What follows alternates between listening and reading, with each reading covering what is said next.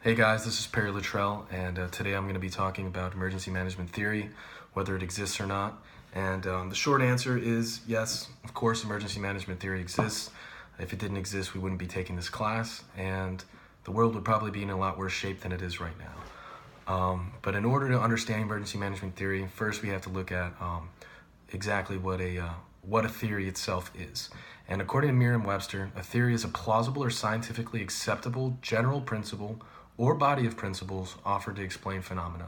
Theories are fluid in nature, so that means they can constantly be changed, amended, and improved upon, but they're generally accepted as fact. Now that we have a general concept of what a theory is, we can delve into what emergency management theory is.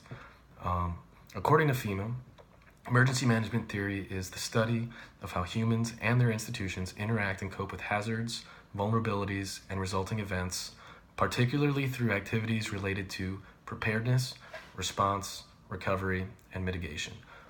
So in simpler terms, emergency management theory provides the framework that outlines the steps that communities need to take before and after a hazard or disaster in order to minimize damages.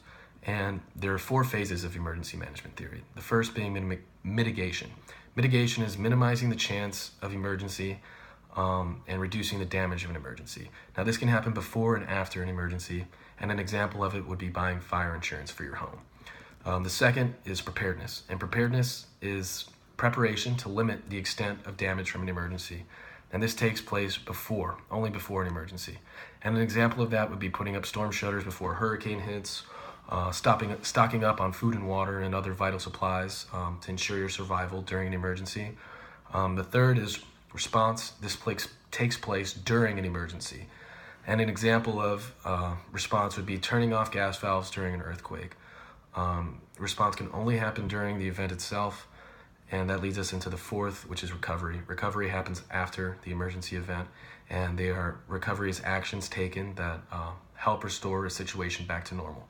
And an example of recovery would be getting financial assistance to help pay for repairs to a damaged home, place of business, anything of that nature.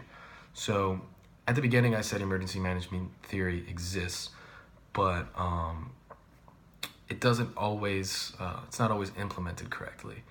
Emergency management theory says that there should be a shared responsibility between all three levels of government, which is the local, state, and national government, which also leads to the second principle of emergency management theory, which is bottom-up implementation.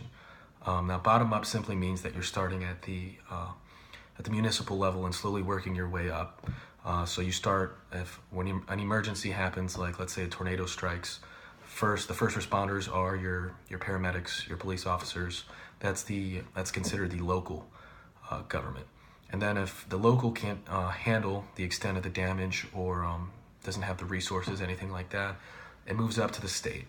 And if the state itself can't handle the issue, then it moves to the national government where FEMA gets involved and everything else like that. So basically, when people fail to use this bottom-up implementation, then the theory of emergency management usually doesn't pan out, and it's not executed correctly.